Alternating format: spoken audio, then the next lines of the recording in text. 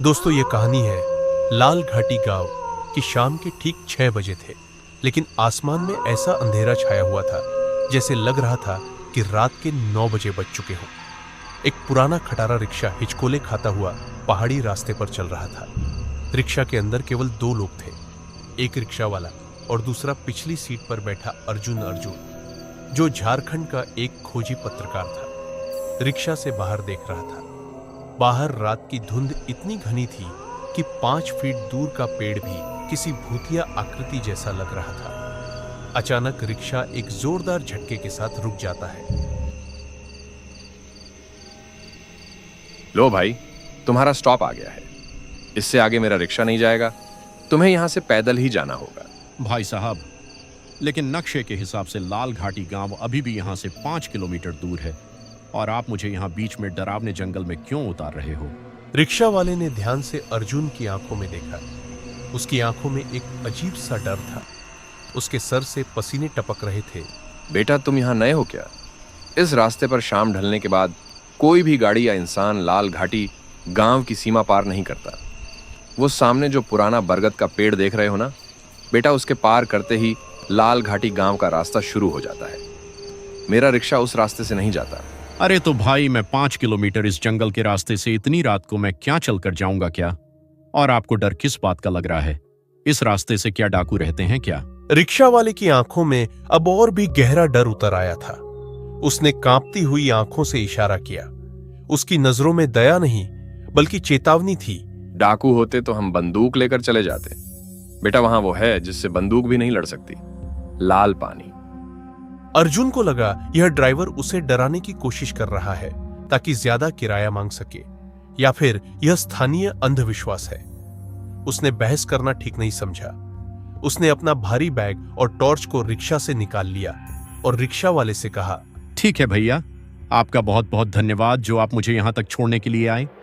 जैसे ही अर्जुन रिक्शा वाले को पैसा दिया, रिक्शा वाले ने तुरंत अपना रिक्शा पलटा और वापस जाने लगा, जैसे रिक्शा वाला किसी मौत के मुंह से भाग रहा हो। देखते ही देखते रिक्शा वाला रिक्शा लेके उस अंधेरे धुंध में गायब हो गया। अब उस डरावने जंगल में अकेला सिर्फ अर्जुन था। सामने घना जंगल और एक जानलेवा सन्नाटा। ठंड इतनी थी कि अर्जुन की हड्डियां तक जम गई थी।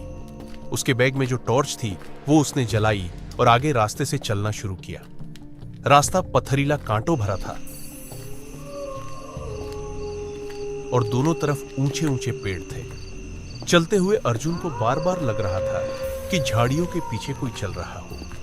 पत्तों की आवाज उसके कदमों के साथ ताल मिला रही थी।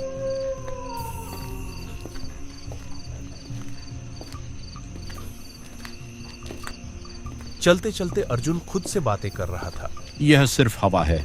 मैं महाराष्ट्र की भीड़-भाड़ से आया हूं, इसलिए यह शांति मुझे अजीब लग रही है। मुझे सिर्फ पवन को ढूंढना है। अर्जुन उसके छोटे भाई को ढूंढने उस लाल घाटी गांव जा रहा था। पवन अर्जुन का छोटा भाई, जो एक सिनेमैटिक लाइव फोटोग्राफर था, 3 महीने पहले उसी लाल घाटी गांव में गया था। और आखिरी बार जब उसने घर फोन किया था तो उसकी आवाज में एक अजीब सी घबराहट थी। उसने कहा था, भैया, मैंने वो नदी देख लिया है, वो मुझे बुला रही है।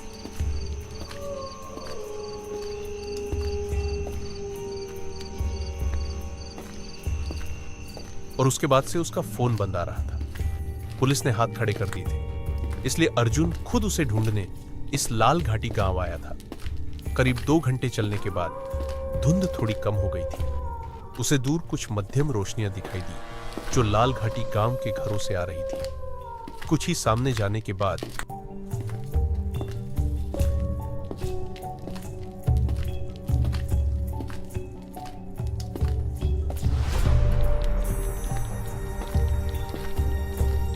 लाल घाटी गांव का प्रवेश द्वार आ जाता है, लेकिन उस प्रवेश द्वार पे एक पुराना लकड़ी का बोर्ड बना हुआ था जिस पर लिखा था, लाल घाटी गांव। आना मतलब मौत को बुलावा देना है। यह देख के अर्जुन घबरा जाता है।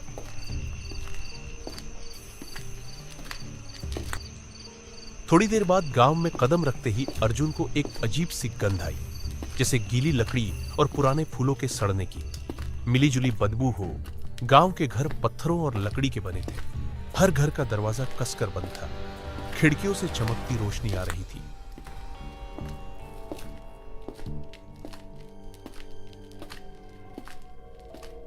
लाल घाटी गांव की गलियां बिल्कुल सुनसान थी।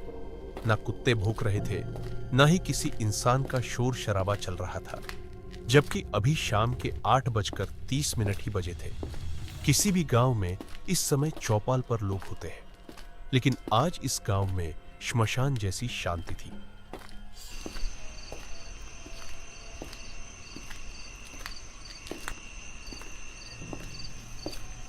अर्जुन एक घर के पास रुका और दरवाजा खटखटाया। सुनिए, कोई है क्या घर में? मैं शहर से आया हूं। मुझे इस गांव के सरपंच का घर जानना है। अगर कोई घर के अंदर है तो प्लीज मेरी मदद करो। अंदर से कोई जवाब नहीं आया, लेकिन अर्जुन ने महसूस किया कि दरवाजे के पीछे कोई खड़ा है और सांस रोके उसकी बातें सुन रहा है। कोई भी दरवाजा खोल नहीं रहा था। अर्जुन आगे बढ़ा।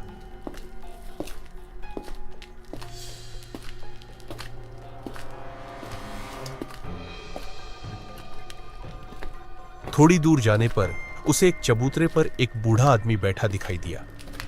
अर्जुन उसके पास गया और बोला,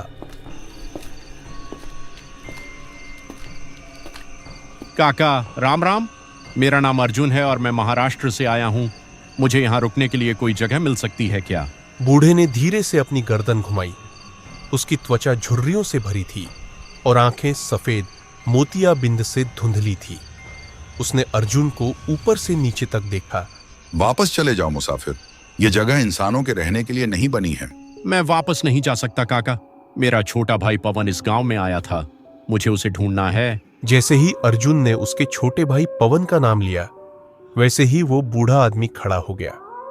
उसने घबराकर अर्जुन को कहा, जो कुछ दिन पहले कैमरा ले इस लाल घाटी गांव में आया था, वो कैमरे वाला लड़का वो क्या तुम्हारा भाई है क्या? हाँ हाँ काका, मैं उसका भाई हूँ।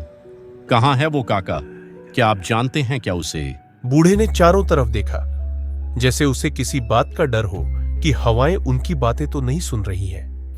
उसने अर्जुन को अपने पास नजदीक बुलाया और उसको धीमी आवाज में फुसफुसाते हुए कहा, बेटा, तुम्हारा छोटा भाई इस गांव में जो लाल पानी का तालाब है उसके तरफ गया हुआ था। मैंने उसे रोका भी था, लेकिन तुम्हारे छोटे भाई ने मेरी बात नहीं सुनी।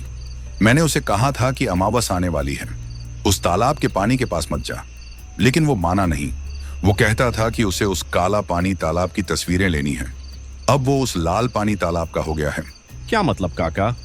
लाल पानी का तालाब, उसमें मेरा भाई डूब गया क्या? अगर डूब गया तो पुलिस को क्यों नहीं बताया? पुलिस नहीं आती बेटा, और वो डूबा नहीं है। उसे उस लाल पानी तालाब ने अपने अंदर खींच लिया है। लाल पानी तालाब में लोग सिर्फ डूबते नहीं हैं, वो उसे सोख लेता है। उस इंसान की आत्मा, शरीर और उसकी यादें, सब कुछ। अर्जुन को उस बूढ़े की बात पे यकीन नहीं हुआ। उसे लगा ये बूढ़ा पागल है। काका, आप मुझे बस यह बता दीजिए कि वो लाल पानी का तालाब किस तरफ है। मैं खुद उस लाल पानी के तालाब के पास जाकर देख लूं। बूढ़े की आंखों में अब डर की जगह एक अजीब सी उदासी थी। बेटा, गांव के उत्तर दिशा में जंगल के पार, लेकिन आज रात मत जाना। आज रात हवा में नमी ज्यादा है। जब नमी बढ़ती है तो वह उस तालाब का लाल पानी फैल जाता है। आज मेरे घर रुक जा, सुबह चले जाना। अगर तुम सुबह तक जिंदा रहे तो। अर्जुन के पास कोई चारा नहीं था। रात घनी हो चुकी थी और जंगल में अकेले जाना बेवकूफी होती। वो बूढ़े के घर में रुकने के लिए तैयार हो गया। उसी पल दोनों साथ साथ उस बूढ़े आदमी के घर जाने लगते हैं। थोड़ी देर बाद दोनों घर में आ जाते हैं। बूढ़े का नाम हरिराम था। उसका घर छोटा था, जिसमें सिर्फ एक कमरा और एक रसोई थी। हरिया ने अर्जुन को खाने के लिए रोटी और सब्जी दिया। लालटेन की रोशनी में दोनों बैठे थे। हरि काका, ये लाल पानी तालाब का क्या किस्सा है? आखिर एक तालाब से पूरा गांव इतना डरता क्यों है? बरसों पहले की बात है बेटा। वो तालाब ऐसा नहीं था। उसका पानी कांच जैसा साफ सा था। हम उस तालाब के पानी को अमृत कहते थे। लेकिन फिर गांव में पानी का अकाल पड़ा और फिर गांव के तांत्रिक भैरवनाथ ने कहा कि गांव के तालाब को बलि चाहिए। लोगों ने जानवरों की बलि दी, लेकिन बारिश नहीं हुई। अगली बार भैरवनाथ ने कहा कि तालाब को इंसान का खून चाहिए। भैरवनाथ के पागलपन में गांव वालों ने एक अनाथ बच्ची को उस तालाब में फेंक दिया। बच्ची चीखती रही, चिल्लाती रही लेकिन उसकी पुकार किसी ने नहीं सुनी। फिर क्या हुआ काका उस बच्ची का? बेटा, बच्ची उस तालाब में डूब के मर गई। उसी समय आसमान काला हो गया, मूसलाधार बारिश शुरू हो गई, लेकिन वह पानी नहीं था, वो लाल कीचड़ जैसा तेजाब था। तब से उस तालाब का पानी लाल पड़ गया। वो बच्ची आज भी वहां उस तालाब में भटकती रहती है। उस तालाब में वह अकेली है, इसलिए वो दूसरों को बुलाती है खेलने के लिए। अर्जुन को कहानियों पर विश्वास नहीं था, लेकिन हरि के बताने के तरीके में एक सच्चाई थी जो रोंगटे खड़े करने वाले थे। यह सब अंधविश्वास है काका। पवन शायद कहीं फंस गया होगा। बेटा, तुम आजकल के जमाने के हिसाब से बातें कर रहे हो। बेटा, तुमको ये बातें झूठी ही लगती होगी, लेकिन ये बातें झूठी है नहीं। अब ऐसा करो, तुम सो जाओ। ये बातें हम कल करते हैं, रात बहुत हो गई है। और हाँ, बस एक बात याद रखना, अगर रात को घर के बाहर से कोई आवाज दिए या दरवाजा खटखटाए तो खोलना मत, चाहे वो आवाज तुम्हारे भाई की ही क्यों ना हो। थोड़ी देर बाद दोनों सो जाते हैं। रात के 12 बज चुके थे। अर्जुन एक फटे हुए कंबल को ओढ़कर जमीन पर सो गया। थकान के कारण उसकी आंख लग गई। घर के बाहर रात के अंधेरे में डरावने डरावने आवाजें आनी शुरू हो गई थी। ऐसा लगता था कि आज की रात लाल घाटी गांव में कुछ अनहोनी होने वाली हो। रात के ठीक 2 बज चुके थे। घर 2 सर बज चुके थे। घर के अंदर अर्जुन और बूढ़ा आदमी गहरी नींद में सो चुके थे। तभी अचानक बाहर से किसी ने दरवाजा खटखटाया। तभी अचानक अर्जुन की आंख खुल जाती है। सन्नाटे में वह आवाज बहुत तेज लग रही थी। आवाज खिड़की से आ रही थी। उसने अपनी घड़ी देखी। रात के 2 बजे बज रहे थे। हरिया काका कोने में सोए हुए थे और जोर जोर से खर्राटे ले रहे थे। अर्जुन उठकर बैठ गया। उसका दिल जोर से धड़क रहा था। रात के 2 बज चुके हैं और इतनी रात को कौन हो सकता है जो दरवाजा खटखटा रहा है? तभी अर्जुन ने मन में सोचा कि शायद कोई जानवर हो। तभी बाहर से एक आवाज आई, एक बहुत ही जानी पहचानी लेकिन दबी हुई आवाज। भैया जल्दी दरवाजा खोलो, बाहर बहुत ठंड है। अर्जुन का खून जम गया। ये पवन की आवाज थी, बिल्कुल वैसे ही जैसे बचपन में जब वो बाहर खेल कर आता था और दरवाजा खटखटाता था। अर्जुन तुरंत खड़ा हो गया। वो खिड़की की तरफ जाने लगा।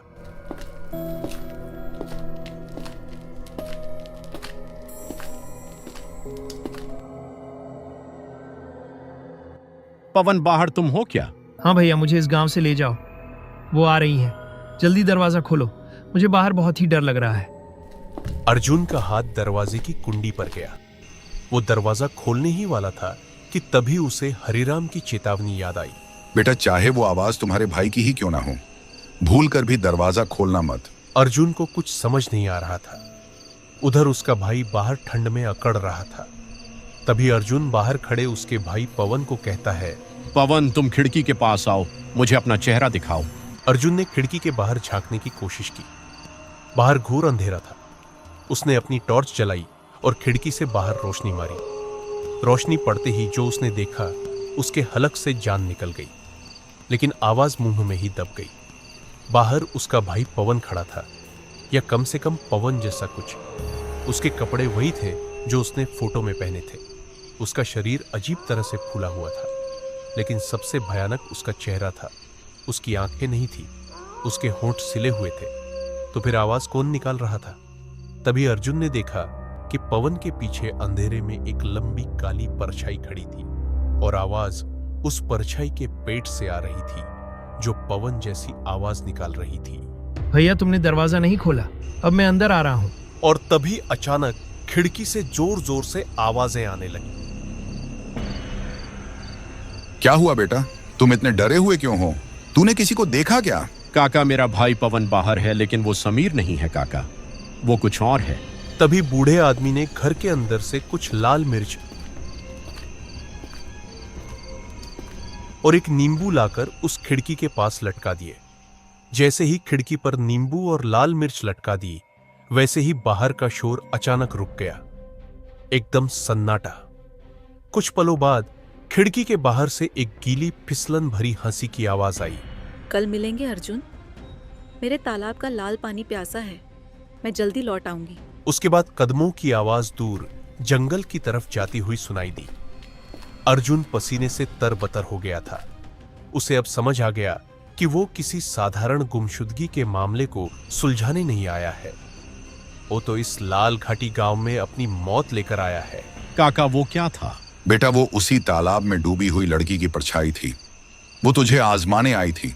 अब वो जानती है कि तू यहां है और तू तेरे छोटे भाई पवन को लेने आया है। अब बेटा तुझे सावधान होना होगा। कल का दिन तेरे लिए बहुत भारी होगा। काका मुझे कल ही उस लाल पानी तालाब पर जाना होगा, इससे पहले कि वो मेरे भाई के शरीर के साथ और कुछ करे। वहां जाने का मतलब अपनी मौत को दावत देने जैसा होगा बेटा। काका मेरी मौत तो तब होगी जब मैं बिना कोशिश किए वापस चला जाऊं। काका सुबह होते ही हम लाल पानी तालाब के पास जाएंगे। ठीक है बेटा, तुम इतना कह रहे हो तो हम कल लाल पानी तालाब के पास जाएंगे। अब रात बहुत हो गई है, थोड़ी ही देर में सुबह हो जाएगी। जैसे ही सुबह होती है हम निकल जाएंगे।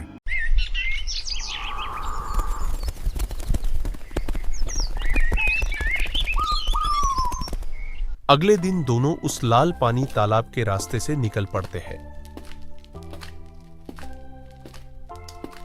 थोड़ी ही दूर जाने के बाद भयानक जंगल का रास्ता शुरू हो जाता है, लेकिन जैसे ही दोनों जंगल के अंदर गए वैसे ही उस जंगल में अंधेरा होने लगता है, जैसे रात हो गई हो।